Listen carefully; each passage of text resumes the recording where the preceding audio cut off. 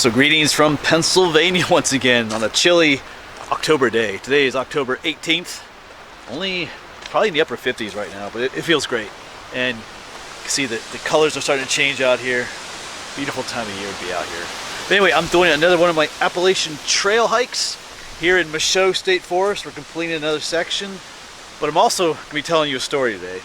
Not going to be the most pleasant story, but you can tell by the title of the video, we're in a place called Dead Woman's Hollow. And on my last Appalachian trail hike video, we had finished at this section. Of course, we did hike back along a different trail, but we ended our Appalachian trail section here at Dead Woman's Hollow Road. I remember mentioning in that video, there has to be a story behind that name, because you don't just name a place, Dead Woman's Hollow. But there's indeed a story to why it is named this. There's actually several stories. One is the real reason why it got this name. It's a bit of an older story, not as long of a story. And then there's a more modern story that happened here, which is rather unpleasant, but I'll share that story in this video. The events didn't necessarily occur here at this location, and it's not why the location is named Dead Woman's Hollow, but it's there's some irony to that because it actually happened a little bit down the trail here. But like I said, we'll talk about that in the video. Let me show you the maps where we are. Alright, so here is our Pennsylvania map, and of course I'm still using rocks to hold it down. I know several of you have mentioned I need to get magnets, and I do. I just keep, it's like when I'm out here I remember, but then when I get home I kind of forget that. I just simply got to order them off of Amazon. But yeah, so we are down here in Michaud State Forest, not too far from Pine Grove Furnace State Park, along a section of the Appalachian Trail here. And I'll show you exactly where we are on this other map for Michaud State Forest from Purple Lizard Maps. Alright, so here's our map of the northern part of Michaud State Forest. Here's Pine Grove Furnace State Park. Of course, the Appalachian Trail comes up. We've done this section before. We are parked right here at Dead Woman Hollow Road. There's a parking spot. I'm hoping to hike all the way down, boom, boom, boom, to what's called the Rocky Knob Trail down there. Of course, we'll have to go back. But our story, the one story we're going to tell about what happened here, did begin here at Pine Grove Furnace State Park, so we have to keep that in mind. And it picks up here, and then the tragic ending happens down this way. So that's what we're going to do today and talk about. Alright, so we'll get going in a moment here. It's going on 12 o'clock here soon. I had a late night last night with some friends, hanging out and watching TV with them and stuff. So it was a fun night. So I slept in just a little bit this morning. But yeah, so this is going to be a little bit of like a hybrid video. It's going to be one of my Appalachian trail hikes, but I'm also going to be telling you a story about what happened in this area too. And just a warning, the story that, like the more modern story of what happened here, it's not a pleasant story. Just throwing it out to you right now. So yeah, I'll be telling you a story, and we'll just be looking for nature and other cool stuff along the trail too. Will be happening. Right. Also got a big lunch I brought along, big huge sandwich. Looking forward to eating. All right. As we say, let's quit yapping and get hiking here.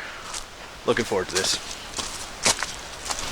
So yeah, it is a beautiful autumn day. Love hiking in this weather. It's like in the upper 50s right now. Maybe might get to 60 degrees today. Colors are changing. Leaves are falling. Just smells like fall. Awesome time to hike and be outside.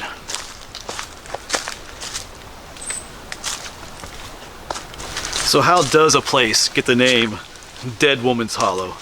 Well, it is pretty self-explanatory. And the original reason why it was named that is because I think back in the 30s, there were workers out here, the CCC workers, the Civilian Conservation Corps. They were working in this area like they did in a lot of state parks and state forest areas. And they found a dead woman in the hollow back there. They're not sure exactly what happened to her, but they think she may have been bitten by a snake, from what they assumed there. And that is the original reason why that place is known as Dead Woman's Hollow, because of that incident back in the 30s.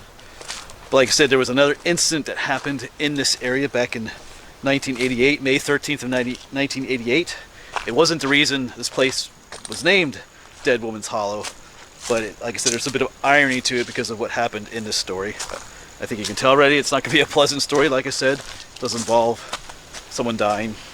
Of course, she didn't die back at the parking lot. They died further down. Well, she died further down. But still, there's still a bit of irony that what happened occurred near a place named like that.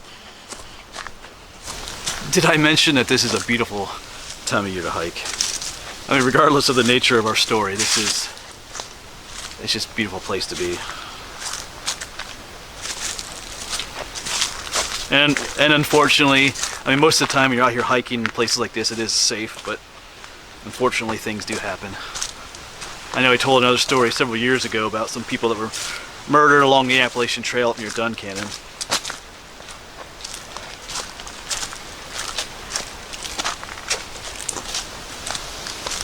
So the main people involved in this story are two women and a dude. The two women were Rebecca White and Claudia Brenner, ages 29 and 31 years old, so still fairly young. They're both graduate students, I believe, and they were hiking a section of the Appalachian Trail here. They were originally down at Pine Grove Furnace State Park, which I showed you on the map, but they left there for a reason. So they were originally going to camp down there at Pine Grove Furnace State Park. The Appalachian Trail goes right through there, so a lot of hikers will camp there. But while they were there, they ran into the other person in our story. A dude named Stephen Carr was his name. He was in his 20s. I came across different accounts, either 22 or 29, depending on what story you read. So he's in his 20s. An odd fellow, and I believe they were a bit creeped out by him. I think Rebecca met him in the bathroom. I think he asked her for a cigarette or something, but he was an odd dude. If you read about him, he was kind of like a wild dude. He lived out in the woods, lived in a cave, they say. Yeah, just kind of a guy you met, he probably give you the creeps a little bit, I guess, is what I got from reading about him. But there were probably reasons for that, which we'll talk about later. He had a bit of a shaky childhood, is one way to say it. So after having an encounter with him, which I'm assuming was a bit of an awkward encounter, they decided to not camp down there at Pine Grove Furnace State Park. So they head back up to the trail. They parked where we parked there, the Dead Woman's Hollow parking lot, and they headed south along the trail like we are right now. Alright, so this is interesting. I was like, what is this little sign? So, Appalachian Trail 2018 halfway point. This is the halfway point of the AT for 2018, official length. Well, someone put like a little Scrabble piece there too. Yeah, I'm pretty sure in a previous video we came to the halfway point, which is like a much bigger sign. I think it's kind of like the official halfway point of the AT, but in reality the half point actually changes every year because of the AT. There's reroutes and improvements to the trail that make it longer or shorter, so the actual legit halfway point changes every year. That's the half point for 2018. I think the big half point, like the official one, that doesn't change, they just leave the same, is back. If we did that, was it on the last hike we did? I think, I forget. Anyway, it was back that way somewhere. So it does change every year. So we might come across some other half points for some other years. We'll see. I know I said it already, but just a beautiful day to be out. You don't have to sweat, there's no bugs. I like bugs, but I don't like when they buzz around my ears and stuff.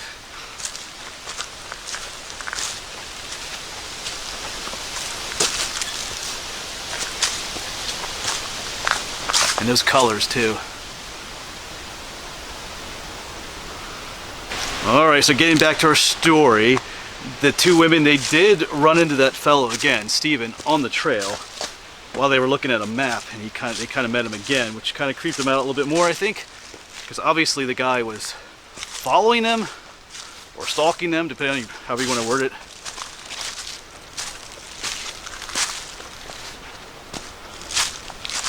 So after encountering Creepy Dude for the second time, they did hustle along their way until they got to what is called the Rocky Knob Trail, which I showed you on the map. I think they might have hiked down that trail just a little bit and found a more private campsite. If you ever hiked the Appalachian Trail, you know there's a lot of these little, well, there's one right here, there's all these little offshoots off the trail that go to an unofficial campsite. Let me show you this one down here. Yeah, so the main Appalachian Trail heads up that way, but you can see there's a little offshoot here, which leads to a place where you can camp. Sometimes these are listed on certain Appalachian Trail apps, but sometimes they're not. They're just kind of here and there. There was a place similar to this that they found. I'm not sure if we'll ever get to the exact spot where they were at. But there's a fire ring, and they could put a tent up here somewhere. Yeah, so they found a place like this where they thought they were alone, where they had left that guy behind, but unfortunately they hadn't. He had followed them, unbeknownst to them. And this is where our story goes from just being a bit creepy to getting quite a bit more ugly.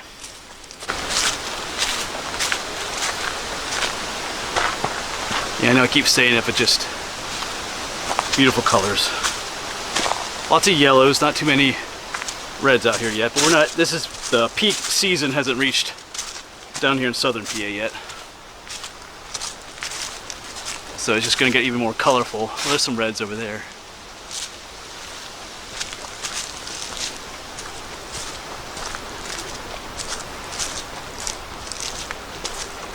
And a bit of a change in scenery. Got these, I think these are pitch pines.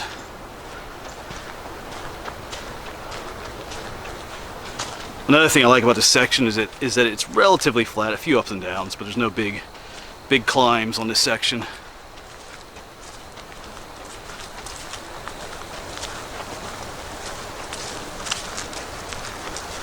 And we do have a road crossing up here. I believe this is the Shippensburg Road. I'll check my map at some point, but there's a nice parking lot right here for the Appalachian Trail too that you can use. Much bigger than the one I parked at.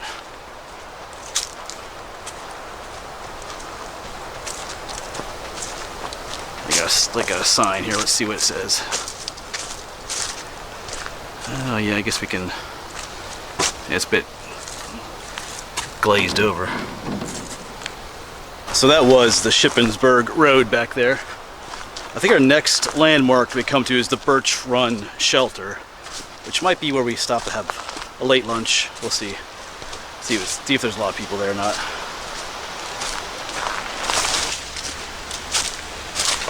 Yeah, if you look at all these low-lying plants here, I've showed these to you in other videos. This is that tea berry, or that wintergreen. This is that stuff that when you kind of break the leaves off and crush them a little bit, they have that wintergreen smell. Yep.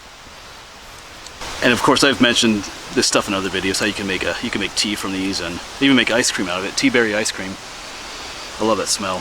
You can even munch on the leaves a little bit if you want to. Yep. Cool stuff. Tons of it here. It's like a huge patch of it growing everywhere. But yeah, you can see it on both sides of the trail. Just all that green stuff is that tea berry, the wintergreen.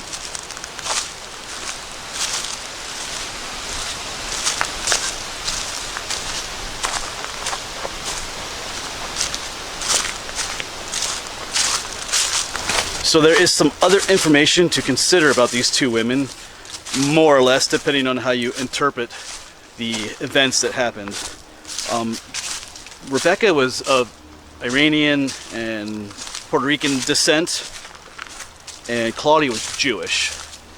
And they were also in a relationship together. So like I said, depending on how you interpret what this man did later in the story, those issues might come into play. Like I said, it depends on how you look at things. So just throw those two things out there. Some people think the story is race related or otherwise hate related issues with it. Like I said, depending on how you interpret events. And then we're entering a section of piney woods. Of course, if you keep up with my videos, you know I love walking sections like this. The old pine needles make just a soft cushion to walk on.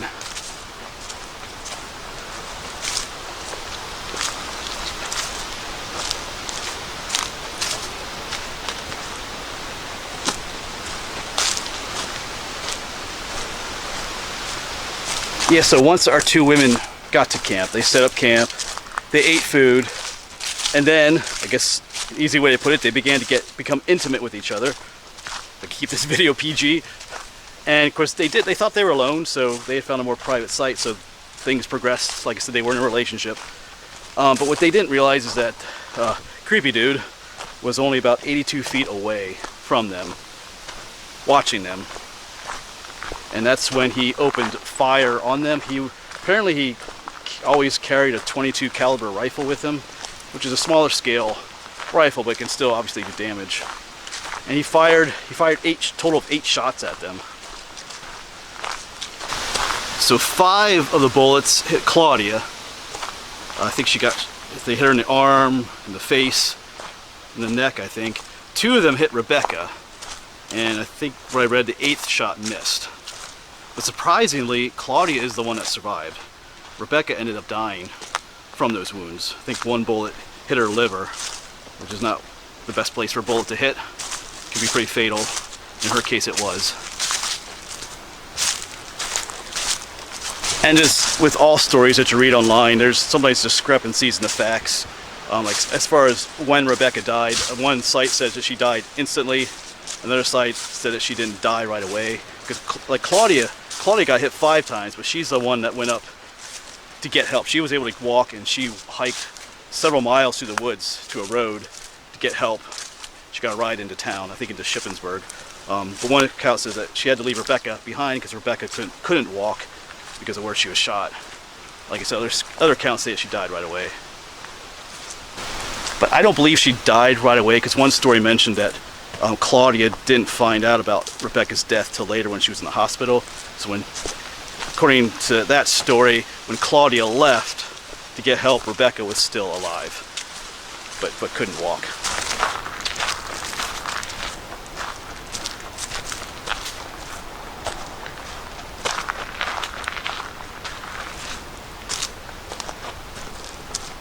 So as mentioned earlier, Claudia did make it out of the woods. She made it to Shippensburg. I think they dropped her off at the police station first, but then she told her story. They got her to the hospital, and she told them what happened, told them where the campsite was. They went, found Rebecca. Of course, she had expired, and they found some other things too. Some things that a creepy dude, or Stephen, had left behind. He doesn't seem to have been the smartest guy in the world, but we'll talk about that a little bit later too. But he left behind. That's why they know he was like 82 feet away from them, because they know exactly where he was hiding when he started firing on them.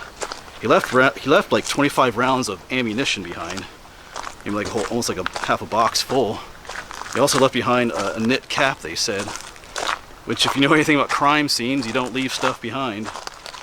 Plus, they had met him several times, so they knew what he looked like. So Claudia was able to give an accurate description. Like I said, he was a pretty wild-looking dude. I think he had a big beard and everything, so people in the area, if they knew what he looked like. So he would have been easy to identify, which proved unfortunate to him. Fortunate for the justice system, but not so much for Stephen. Yeah, we'll come back to that story in a moment. I'm looking forward to finding that shelter. I'm hungry. I have a store-bought sandwich today. Went and checked my P.O. box this morning. Decided to stop at the store, just pick up a big, huge sandwich. And every time I open my pack, I can smell it. Like earlier when I checked the map, the smells of that sandwich came wafting out. Be a nice big sandwich. I'm hungry. I had some cereal for breakfast, but I didn't eat a whole lot. So yeah, back to the story. So Stephen, he was smart enough to know that he could probably be identified.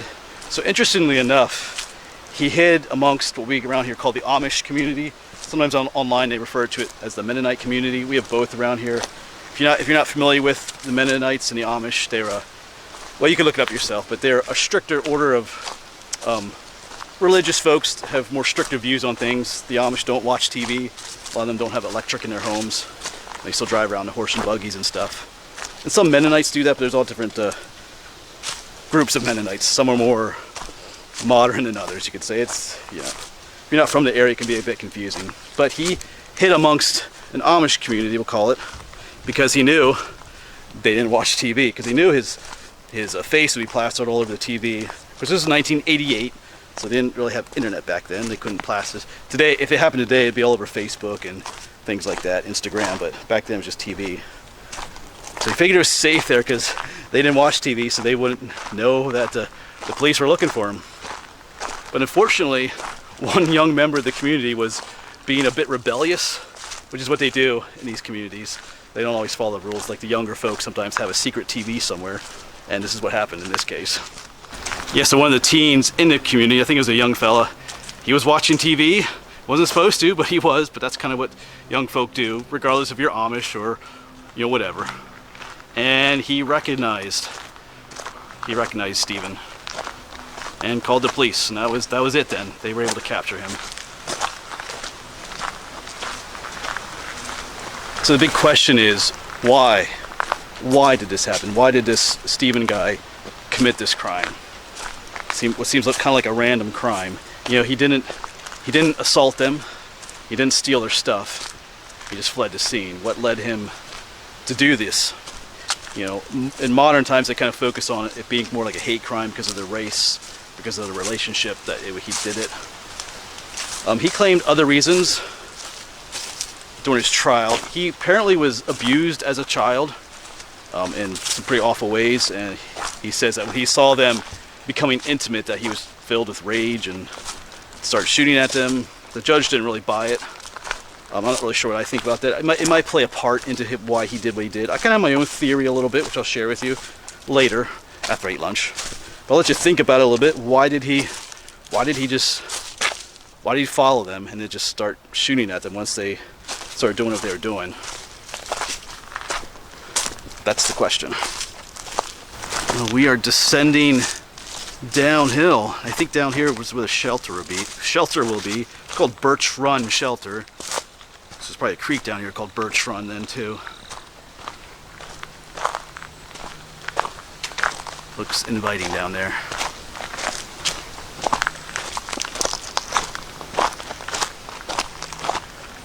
And we were right about the creek. Birch Run. Okay, this is a beautiful spot here actually.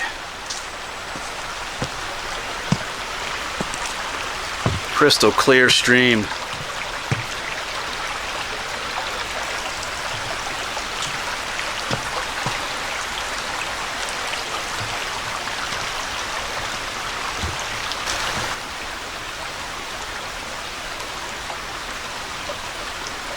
Alright, I was just thinking that shelter should be nearby, and up there it is. Looks like a nice one. I don't see anyone else up there either. Let's head up there. Time to eat some lunch.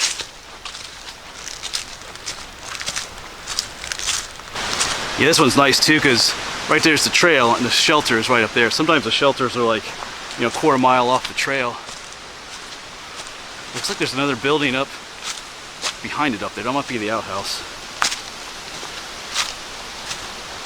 Alright, but we're gonna have lunch here. Birch Run Shelter. Alright, so we got some vitamin water, Revive, fruit punch, and here's our big sandwich. Yeah, sometimes people want to ask where I got this. It's just a local grocery store chain called Boyer's. And what time is it? Almost 1 o'clock. So we started this about 11:45, so about an hour and 15 minutes into this hike. I wish you could smell this. It smells amazing. Alright, time to chow. Alright, so lunch is consumed, and it feels good. It tasted good too. So like I said, we have been hiking for about an hour and 15 minutes. So that's roughly 2.5 miles that we've hiked so far. And we are well over halfway to the Rocky Knob Trail. Got a little bit more to go. One more road crossing, an old dirt road. I think it's a gated road. Fegley Road. And then we'll get to where Rocky Knob Trail is located. So I'm thinking maybe another 1.5 miles yet to go. Maybe another 45 minutes or so of hiking. All right, but along the way, at some point, I will talk more about the story. I'll tell you maybe a little bit what my theory is, why he did what he did. Of course, it's just a theory. You can think what you want, obviously. And then we'll get to the Rocky Knob Trail. I'm not really sure where their campsite was. It might not even be there anymore. Sometimes when things like this happen, they just kind of get rid of sites like that. We'll see. We'll get there in a little bit. Just enjoying this. This is a nice spot to sit and eat. Let me turn around and you see what my lunch spot looks like. Yeah, so this is my view for lunch. Beautiful spot. Nobody here. Got it to myself. I did see a number of other hikers on the trail today, but nobody's here today. All right, let's get going. It's one of those days where it's chilly enough that when you're sitting down for a while, you cool off quite a bit. Say goodbye to Birch Run Shelter. That's one of the nicer shelters I've been at. It's a nice location too. All right, looks like we got a little bit of an uphill to get to that road crossing and a little ways to go to get to the Rocky Knob Trail and the end of our story. And also the end of this. Remember, this is a section hike for me too. It's not just about the story, it's about completing another section of the Appalachian Trail too. Alright, so I'm pretty sure this is that Fegley Road that we're crossing here. Looks like there's a power line comes up this way too. So not too far from Rocky Knob Trail.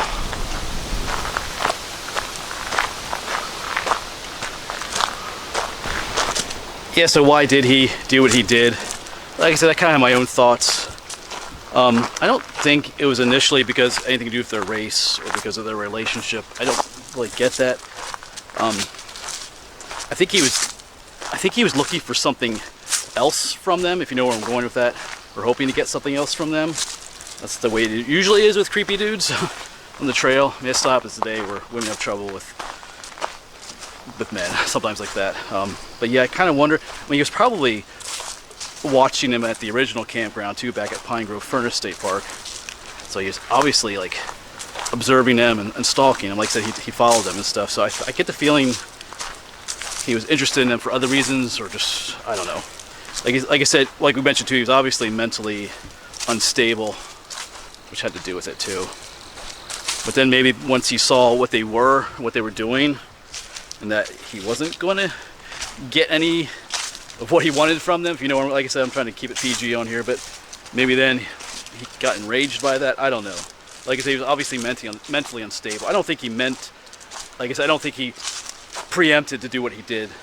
I think once he did it, he panicked, obviously, left a bunch of stuff behind and took off. So, I don't know, it's kind of what I feel. I mean, today they kind of focus a lot on that it being a hate crime. Like he did it for those reasons, which could play into it, depending on what his upbringing was. That could take a part in it as well. Like I said, I feel like his initial interest in them was, like I said, he was hoping to get something going on with them, I guess, is the way to word it. Of course, obviously you can have your own opinion. And like I said, he was mentally unstable. I mean, he lived in a cave and other kinds of things like that, so not your normal person. So who knows what all was going on in his mind. But he is locked away for life. He pleaded guilty in order to avoid the death penalty. All right, yeah, wonderful story. Or not really, but yeah. But that is life sometimes. Things happen. I talk about this in other videos about safety on the trail. We might chat a little bit about that too, but sometimes there isn't much you can do. I mean, you can do things to be safe, but sometimes things happen. And of course, as always, if you want to learn more about this story, you can obviously do research yourself. If you just type in Dead Woman Hollow, you'll find all kinds of information about it. Not so much about the original story I told you, about why the place is named that. But you'll find plenty of information about this story. Like I said, as always on the internet, sometimes the story changes from one site to the other a little bit. There's also a book written about this incident. I think it was written by Claudia herself. And there's also, they also made a movie. I think it's called Dead Woman Hollow. I think it's on Amazon. I looked into it. I don't think it's available right now. But I watched the trailer for it, and I don't see any reason to watch the movie. The trailer was like, I don't know, the trailer was awful. This is like some cheesy, it looked horrible. So I don't think the movies are probably worth watching. I mean, if it's free, maybe. If it's free and you have nothing else to do, maybe you could, but if it's something you have to pay for, I definitely wouldn't do that. It just seemed pretty awful. Made by a bunch of amateurs, it looked like. Anyway, so yeah, there's more information online about it in various forms.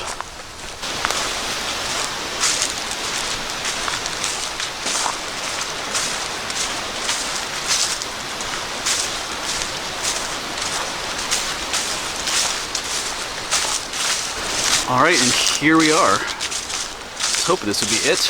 Yeah, the Rocky Knob State Forest hiking trail. Looks like a pretty big trail. Looks like an old road. And the map says there is parking up that way. I believe Ridge Road is up that way. So yeah, this is where they came out to. They hiked out to here, and I'm pretty sure they walked down that way, but try and find some campsite that was a little bit out of the way. So it took me about another half hour to hike to here from the shelter. So the whole distance I hiked was probably roughly 3.5 miles, I'll say. Like I said, I forgot to check the exact mileage, but that's a rough estimate. So it took me about a total of 2 hours and, no, hold on a second. Let me get the math correct. About 1 hour and 45 minutes to hike the whole section that I did. I had a little train wreck in my mind with the math there. Yeah, because it was 1 hour and 15 minutes the first section. This was another half hour, so yeah, 1 hour 45. All right, so that is the end of this Appalachian Trail section. I'm not sure which section I'll do next. I skipped a section way up yonder, an 8-mile section I have to do sometime yet, but one of the sections I'll start here too at Rocky Knob. I actually want to hike the whole Rocky Knob Trail too sometime. There's so many things to do. Sometimes people ask if I'm going to run out of stuff to film, and the answer is no way. There's just too much. All right, that's the end of our story too. Like I said, it's kind of a tragic story, but yeah, I mean, you can learn some stuff from it yourself about just being careful sometimes on the trail. I think I'll let that go for now though. But yeah, as always, thanks for coming along, and hopefully I'll see you in the next video, on the next adventure.